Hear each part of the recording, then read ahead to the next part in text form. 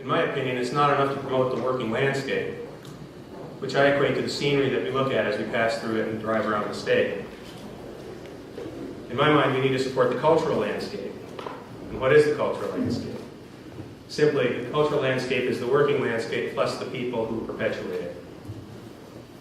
The cultural landscape includes not only the producers and folks who make use of the land-based and natural resources, but the entrepreneurs who add value to the products, identify and fill the markets for those products, and create employment opportunities for their neighbors.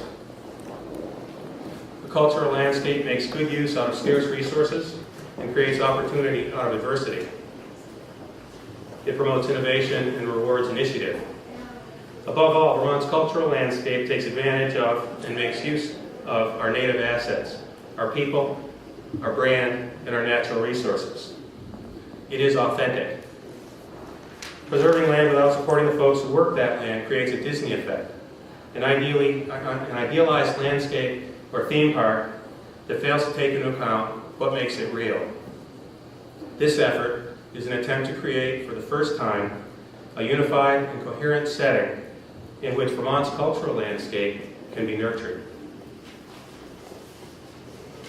We have one chance to get this right. The Vermont Lands Enterprise Investment Bill offers up both a vision of where we want to be and a few tools we can use to get there. This bill sets in motion many of the goals that we laid out in Act 38 from 2008, which spelled out a vision of what we wanted Vermont's agricultural sector to look like.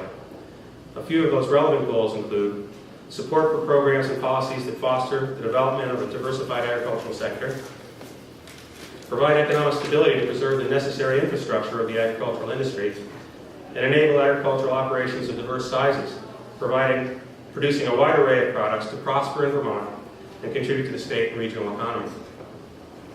This bill states that the people, businesses, and infrastructure that have contributed to our cultural landscape are important and worth supporting.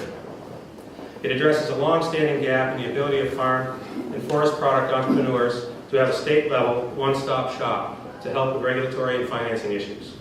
It supports the idea of local control by giving individuals and communities the ability to voluntarily commit their land to an economic future based on sustainable natural resource use. And finally, it entrenches the agricultural and forest product sectors at the highest levels of state economic development planning. I also have a personal reason for being excited about this bill. My wife Judy and I are organic vegetable growers in I-Shoreham. We've been doing it 30 years, and it's my dream to someday have a viable agricultural operation that will be perpetuated in the future long after we're gone. This bill is going to play a role in that. It's been a privilege to have been a part of the 16-member Working Lands Council, and I want to thank Paul for pulling all that together and his hard work. From the very beginning, we were able to set aside differences of detail and focus on the shared goal of a prosperous economy based on sustainable use of our natural resource and land base. While much of my focus is on agriculture, it's always been clear that the forest products world is a close, if neglected, relation. The Working Lands Enterprise Investment Bill begins to remedy that by merging the mutual interests of ag and forest products.